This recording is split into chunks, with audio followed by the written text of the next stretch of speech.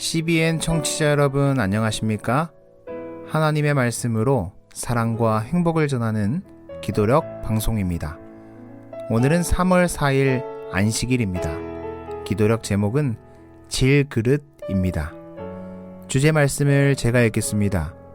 우리가 이 보배를 질그릇에 가졌으니 이는 심히 큰 능력은 하나님께 있고 우리에게 있지 아니함을 알게 하려 함이라.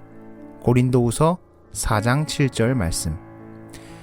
다 함께 찬미가 236장 거룩한 말씀을 연구하세, 이 찬양을 들으시고 함께 말씀을 나누도록 하겠습니다.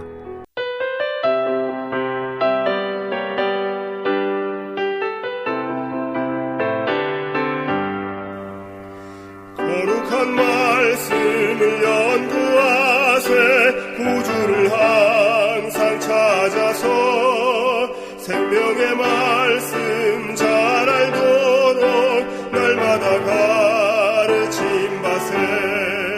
거룩한 책을 연구하며 진리를 찾아 구하라.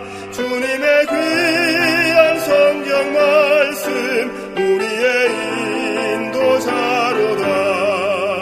거룩한 말씀을 연구하세, 하늘로 가는 길 찾아 영화로운 성에 이르도록 주님의 말씀 지키세. 거룩한 책을 연구하며 진리를 찾아 구하라. 주님의 귀한 성경 말씀 우리의 인도자로다.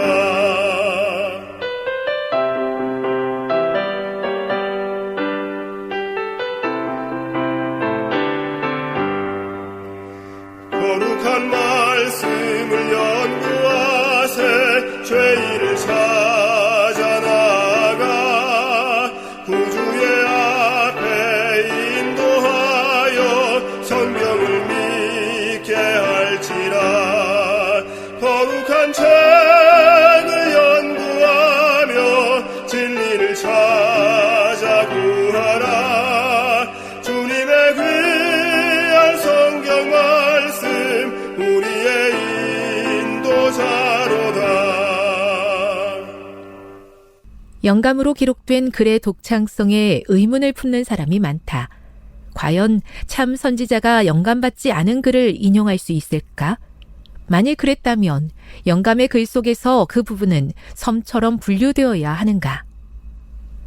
게다가 만약 선지자가 원문의 출처를 밝히지 않았다면 그는 표절한 것일까? 출처를 밝히지 않고 다른 사람의 글을 인용하는 것은 지난 수백 년간 일상적인 관행이었다. 고전적인 사례로 윌리엄 셰익스피어가 있다. 랠프 W. 에머슨에 따르면 셰익스피어는 자신이 발견한 글은 무엇이든 인용하는 재주가 있었고 그렇게 다방면의 수많은 원작자에게 빚을 졌다. 그러나 현대에 접어들어 저작권법이 한층 강화되었다. 1909년 3월 4일 미국에서 발령하여 같은 해 7월 1일부터 효력을 발휘한 저작권법은 문학, 예술, 음악, 극작품 등의 권리를 보장한 첫 번째 연방 법안이다. 따라서 선지자를 비롯한 고전 작가에게 오늘날의 기준으로 저작권을 논하는 것은 부당하다. 성경을 꼼꼼하게 연구하면 영감받지 않은 여러 인용구를 찾을 수 있다. 예를 들어 바울은 크레타의 에피메니데스의 글, 사도행전 17장 28절, 디도서 1장 12절, 킬리키아의 시인 아라토스의 글, 사도행전 17장 28절, 철학자 메난드로스, 고린도전서 15장 33절에 글을 인용했다. 유다 역시 위경 가운데 하나인 에녹서를 인용했다. 유다서 1장 14에서 15절. 욥기에는 영감받지 못한 이들이 욥을 고발하는 내용을 그대로 소개한다. 또 성경에는 사탄의 거짓말까지 등장한다. 따라서 선지자의 영감이 언제나 절대적으로 독창적인 것은 아니다. 그러나 이들은 모두 성령의 거룩한 도움을 받아 작성되었고 성령은 진리로 소통하고 편향된 내용 없이 사실만을 전달하셨다. 곡해와 오해를 피하려면 적어도 영감이 어떻게 작용하는지 기본적인 내용은 알아두어야 한다. 우리는 불완전한 그릇보다 그 속에 담긴 틀림없는 메시지에 집중해야 한다. 보화가 질그릇에 담겼지만 그럼에도 그것은 하늘에서 말미암았다. 불완전한 인간의 언어로 전달되더라도 그 증언은 하나님의 말씀이다.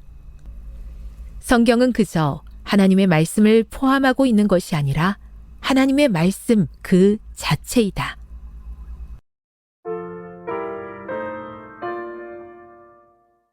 재림교회에는 독특한 책이 있습니다. 그것은 엘렌 화이트 부인이 저술한 예언의 신입니다.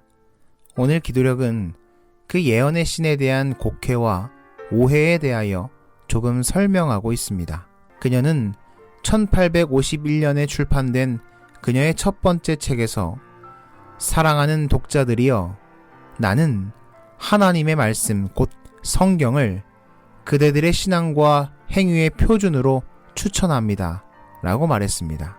또한 1909년 대총회에서 행한 그녀의 마지막 설교에서도 그녀는 성경을 펴서 회중 앞에 높이 치켜들면서 형제 자매들이여, 나는 이 책 성경을 여러분들에게 추천하는 바입니다 라고 말했습니다. 그럼에도 불구하고 그녀는 자신의 저술들을 성경의 일부로 간주하는 사람들에게 이렇게 말을 합니다. 만약 그대들이 소망을 가지고 성령의 인도에 따라 하나님의 말씀을 연구하였더라면 그대들은 이 증언들이 필요치 않았을 것입니다. 그대들이 하나님의 영감받은 책 성경에 정통하기를 소망합니다 라고 말했지요. 엘렌 화이트이 성령을 통하여 영감받아 저술한 그녀의 책들은 그 목적이 분명했습니다. 그것은 백성들을 성경으로 돌아가게 하는 것이었습니다.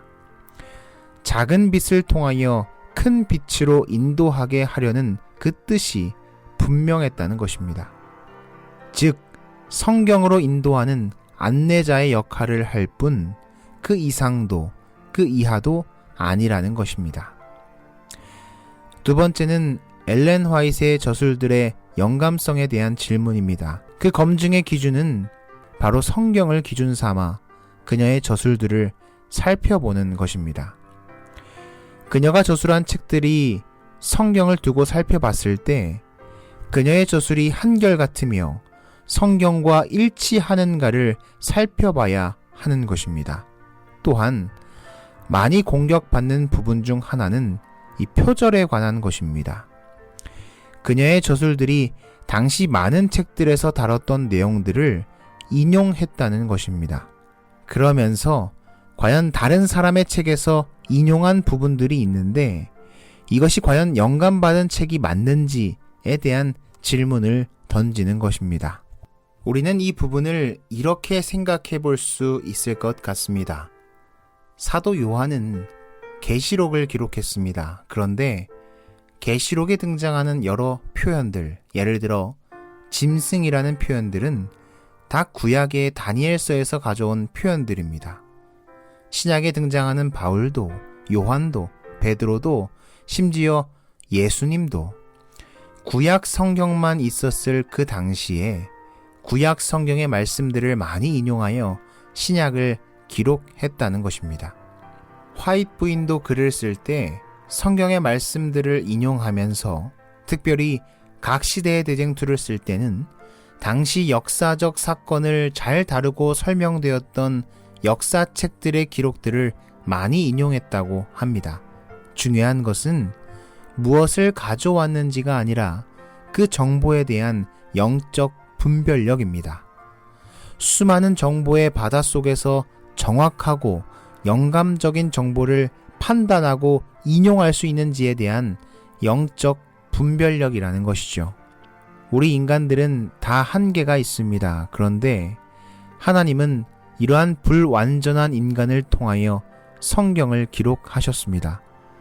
하나님은 당신의 말씀을 기록할 때도 제한된 불완전성을 지닌 인간의 언어 속에서 그분의 말씀을 표현하셨다는 것입니다. 그분은 낱말의 영감을 주신 것이 아니라 인간에게 영감을 주셨다는 것입니다. 사랑하는 CBN 청취자 여러분, 가장 확실한 것은 직접 먹어보는 것입니다. 이 말씀이 진리의 말씀인지, 성령을 통하여 기록된 말씀인지 직접 살펴보고 먹어보기를 소망합니다. 중요한 것은 성경을 기준 삼고 성령을 통하여 기도하는 마음으로 우리에게 주신 기별들을 조금씩 맛보아 알게 되는 그러한 안식일 되기를 소망하며 오늘 기도력 말씀을 줄이겠습니다.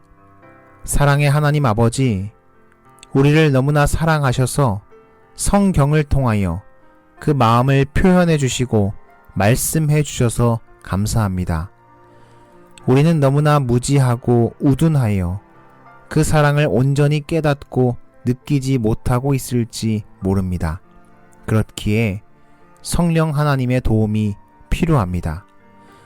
우리의 우둔한 마음과 생각을 주님의 사랑과 은혜로 역사하셔서 그 말씀을 깨닫게 하시옵소서.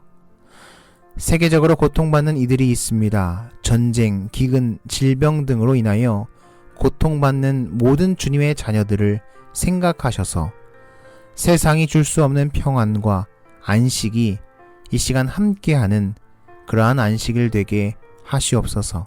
이 모든 기도 제목을 예수님의 이름으로 기도합니다.